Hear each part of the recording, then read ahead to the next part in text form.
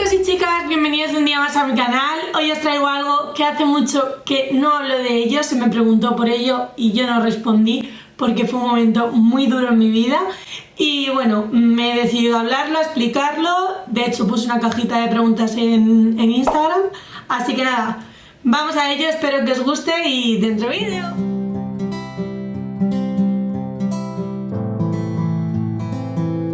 Hoy os voy a hablar sobre un problema que se me detectó en el embarazo que se llama STFF. Lo que realmente es síndrome de transfusión feto-fetal. Tengo 4 preguntas que la verdad es que la explicación va a ser larga. Os voy a responder, estas son las preguntas que me dejasteis y voy a... ¿Cómo te lo detectaron y qué significa? Bueno, lo que significa es eso, síndrome de transfusión feto-fetal, y me lo detectaron en la semana 18 en una ecografía rutinaria, ya que yo, al ser un embarazo gemelar y de alto riesgo, pues me veían mucho más a menudo y yo estaba pues en la camilla haciendo una ecografía normal cuando mi médico no paraba de mirarme, no paraba de observar primero a un bebé mucho, al segundo mucho, y yo ya me puse nerviosa. Porque empezaron a entrar estudiantes, empezaron a entrar médicos más importantes, empezó a entrar un cirujano que se dedicaba a ello a mirar y yo... ¿Qué pasa? ¿Qué pasa? ¿Qué pasa? ¿Qué pasa? Y me dijeron, creo que hay un problema, entonces estate tranquila, vamos a mirarlo, pero más tarde de hoy o mañana no te pueden operar. Y bueno, ya pues me tranquilizaron, me fui al baño, llamé a mi madre porque yo iba con Carlos y llamé a mi madre. Y ya todo, pues os lo explico. ¿En qué semana te operaron? ¿Se acortó el cuello del útero después de la operación? Me operaron en la semana 18, lo he dicho, y no, era uno de los riesgos, pero no era exactamente que se me acortase el cuello del útero. El riesgo era que mi embarazo, pues al abrirme, no me abrían entera, obviamente, sino que como si me atravesasen con una agujita, ¿no? Pues corría el riesgo de que la bolsa se rompiese porque a mí me tenían que atravesar la bolsa para llegar a la placenta. Entonces la bolsa se podía acabar agrietando y rompiendo entera y se hubiese hecho un parto ultra mega prematuro. Pero no. Te ponen anestesia local o general. Te ponen anestesia general, o sea, entera, te duermen enterísimo. O eso creo yo ni me acuerdo, pero creo que era general. Creo que ya lo he explicado alguna vez, pero no recuerdo bien en qué consiste el STFF. Bueno, pues os lo explico bien. Y yo un día me levanto y me dice Carlos, venga, que hoy no ir a trabajar, te voy a acompañar a la ecografía. Ya sabéis que yo vivo en un pueblo de Toledo, pero los médicos los tengo en Madrid. Entonces él, como no somos matrimonio, no tiene días libres porque yo tenga médico. Pero le pidió un día libre al jefe y él me llevó al médico. Y estando de camino, dijo Carlos, o sea, cuando ya íbamos a ir, dijo Carlos, ponte un poco mona y nos vamos por ahí a comer o algo. Y yo, vale, pues guay. Y total, yo me arreglé, me puse súper mona, ultra mega maquillada, un mono que me ponía la tripita súper graciosa. Bueno, pues una ecografía normal. Nadie piensa que va a llegar una ecografía normal y van a dar un ¡pum! Pero bueno, me pasó. Y yo entré, pues igual, lo que he dicho antes, entré como una ecografía normal, me observaron de más y cuando salí llorando, muy sofocada, y le dije a Carlos, espérate que voy al baño. Fui al baño, no podía parar de llorar, llamé a mi madre y le dije, mamá, tengo síndrome de transfusión feto-fetal. A mi madre se cayó el mundo encima porque cuando yo me dijeron que estaba embarazada y me dijeron que mi embarazo era monocorial biamniótico, me dijeron, el único riesgo así que puede suceder es que tengas síndrome de transfusión feto-fetal, pero no se da muy a menudo, tú no te preocupes, que es muy difícil que te pase. Pues toma, me pasó. Y como a mí me habían dicho eso, pues mi madre lo había leído muchísimo. Entonces mi madre sabía todos los riesgos que conllevaba dicha operación o dicho problema durante el embarazo. Entonces yo ya fui, se lo expliqué a Carlos y cuando nos llamaron para pasar, nos dijeron que pasásemos los dos a ser el padre, porque no hubiese podido pasar mi madre, pero bueno, el médico dijo, tenéis que pasar los dos, que os tengo que explicar unas cosas. Y nos dijo, mira, ahora os vais, que os tenéis que ir al hospital, o La Paz, creo que era, o el hospital 12 de octubre, allí en Madrid. Y yo no sabía cuál elegir, porque no tenía ni puñetera idea de qué hospital era mejor en eso. Y creo que hice la mejor elección de mi vida y me fui al 12 de octubre. Y una vez llegué allí tuve que estar de papeles para arriba y para abajo porque claro, no era mi hospital, era un desplazamiento por una operación. Entonces tuve que hacer un montón de papeleos para que me pudiesen ingresar. Pues esto sería como las 3 de la tarde y hasta las 6:30, 7 no me ingresaban. A mí me dijeron, vete a comer, estate tranquila y a las 7 entras por la puerta de urgencias del materno infantil del 12 de octubre y ya está, y desde ahí se te ingresa. Cuando yo entré, ¿vale?, al hospital, me hicieron pruebas para saber si era cierto y me tenían que ingresar, y me dieron una probabilidad de que mis 2 bebés sobreviviesen de un 15%. O sea, te puedes imaginar el cuerpo que se le queda a una persona cuando te dicen vas a entrar aquí embarazada y puede que salgas sin nada. O sea, puede que salgas sin ser madre en menos de 24 horas. Entonces, no os puedo explicar cómo estaba rota, estaba hundida, me quería morir. Claro, pero la otra opción era no operarse y morirnos las 3. O sea, me pareció algo egoísta, entonces decidí que sí, que me iba a operar y que iba a luchar por sacar mi embarazo adelante, y así hice. Total, que me fui a comer con Carlos a un centro comercial y después de comer, pues ya eran las 6, las 7 y ya había llegado mi madre a Madrid para traerme ropa porque yo no tenía ropa, no tenía zapatillas para estar en el hospital, no tenía nada. Una vez ingresé, di con una enfermera que luego estuve buscando de verdad, no me acuerdo si se llamaba Natalia o se llamaba Nuria, pero es la persona que mejor me ha tratado en todo el embarazo. Yo le decía a mi madre: mamá, yo tengo que traerle a esta mujer luego una caja de bombones, un ramo de flores, lo que sea, para demostrarle que es una enfermera de pies a cabeza, que tiene una empatía alucinante, que es vocación de verdad. O sea, a mí esa mujer me encantó. Es una lástima que creo que no la voy a poder encontrar nunca. Lo he intentado, de hecho, pero no he conseguido encontrarla. Pero bueno, yo ingresé y esta chica me llevó a mi habitación y me dijo... Y bueno, me tomó la vía, me cogió... Me tenían que hacer una analítica de sangre para la operación y demás, para el tema de la anestesia. Y me dice... ¿Vienes acompañada? Digo, sí, tengo a mi madre abajo. Y me dice... Bueno, pues vamos a hacer una cosa. Dile a que te coja todos los Kit Kats, todos los bollos que puedas, que a partir de las 12 no puedes comer nada. Dice, así que dile a tu madre que se suba un arsenal de comida alucinante para comer de aquí a las 12 y que se te olvide la comida. Porque yo no podía ni comer, ni beber agua, ni nada a partir de las 12.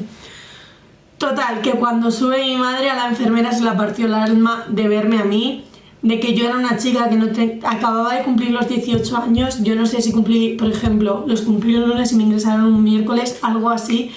Entonces la enfermera habló con la dirección del hospital, habló con todo el mundo y consiguió que, por Dios, que mi madre estuviese conmigo en el momento más difícil que iba a tener en ese momento. O sea, que no... Era imposible. O sea, yo no podía estar sola. Es que era llorar, llorar, llorar, llorar. Y todo el rato sola porque no tenía a nadie. No tenía absolutamente a nadie. Y cuando la enfermera vio mi relación con mi madre, dijo... Tengo que hacer algo. Y se buscó la vida y consiguió que mi madre pasase todo el rato conmigo. Nos trajeron cena a las 2, creo recordar, que ya no daban cenas porque las cenas en el hospital las dan muy pronto y a mí, entre que me hacían analítica y demás, pues tardaban un montón. Entonces cuando yo entré ya no daban cenas. Pues nos trajo algo de cenar a las 2, nos trajo un zumo, me acuerdo, unas galletas. Bueno, es que no tengo palabras para definir cómo es esa mujer profesionalmente, porque es que es alucinante. Total, que ese mismo día ya me dormí súper tarde, creo recordar, pero dormí plácidamente. Estaba agotada, llevaba desde las 8 de la mañana llorando sin poder parar y me dormí, o sea, caí como rendida, y cuando me levanté ya me estaban bajando para el quirófano. No sé el tiempo que estuve en quirófano, no lo recuerdo. Yo solo recuerdo encontrarme en reanimación, abrir los ojos y decir mis hijas, y cuando yo abrí los ojos y dijeron mis hijas, me dijeron ya están en la incubadora. Perdona. Total, eso era un auxiliar que no se había enterado absolutamente nada, porque mis hijas no estaban en la incubadora, estaban dentro de mí. Porque yo, cuando me dijeron están en la incubadora, me hice así. Digo, sí, tengo la tripa. Y luego ya me vi mi cicatriz y dije, ¿qué es esta de aquí? No sé si se aprecia. Y dije, ¿cómo que la incubadora? Que mis hijas están conmigo, que todo ha salido bien. O sea, yo misma me tuve que dar cuenta de eso, porque a mí me habían dicho que mis hijas estaban en la incubadora. Perdona. Pues cuando subí estaba mi madre rota llorando porque a una chica que era personal de limpieza solo se le ocurrió pasar diciendo... Estaba mi madre en la habitación y pasó, estoy harta de estar aquí, siempre igual, siempre todo malas noticias, no sé qué. Y le dijo mi madre, ¿qué te pasa? Nada, que vengo de la habitación de enfrente y han operado a una chica porque se le había roto la placenta y no sé qué y no sé cuántos, y se le han muerto los 2 bebés. Y mi madre le dijo, acaban de operar a mi hija de lo mismo.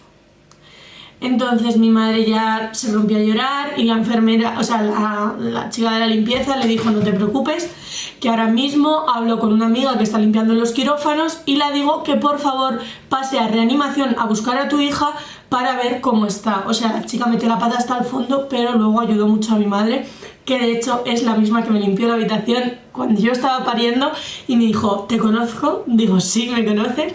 Así que nada. Cuando ya subí a la planta, mi madre no sabía nada y me dice: hija, ¿qué tal todo? ¿Está todo bien? Y yo como: ¿no lo sabes tú? Cuando ya vine la enfermera otra vez y me dijo: ha salido todo bien, te lo dije que iba a ir todo bien. Así que fue todo genial. Con esto os lo digo porque seguro que este vídeo, ahora según lo suba no, pero cualquier madre desesperada en la misma situación que yo lo buscará, igual que hice yo, que os estéis tranquilas, que va a salir bien, que luchéis por ello y que no tengáis miedo, de verdad. Es muy difícil, es la peor noticia que te pueden dar, pero no queda otra que tirar hacia adelante, y yo lo hice y lo haría 1000 veces más, porque la mejor recompensa es poder abrazar todos los días, todas las mañanas a mis hijas según me levanto. Así que nada, que os recomiendo y os animo que por favor, si os da esta noticia, que os vengáis arriba y le digáis: mañana me voy a levantar y va a ser un día más y punto. Y ahora, ¿qué es el síndrome de transfusión feto-fetal? El síndrome de transfusión feto-fetal, yo no soy experta, lo aclaro por favor. Si queréis dejar en comentarios: no es así, es asá, me parece estupendo que me corrijáis, porque yo no soy enfermera, no soy médico, no me dedico a ello, nada. Lo que yo entendí, mis hijas eran 2 bolsas y una placenta. Por el problema del síndrome de la transfusión feto-fetal es que la placenta tiene como 2 conductos para alimentar a cada bebé. Bueno, pues a ella como que se les rompió, vamos a decir que como que se fisuró eso, ¿no? El conducto. Entonces Valeria le estaba dando toda su comida a Violeta y el riesgo era que a una se le secaba el corazón y a otra le explotaba el corazón. Así, o sea, aunque suena así de mal, es así. Entonces a mí el chico me explicó que era como con una mina de boli de ese grosor, entraban, lo unían, se cerraba y punto.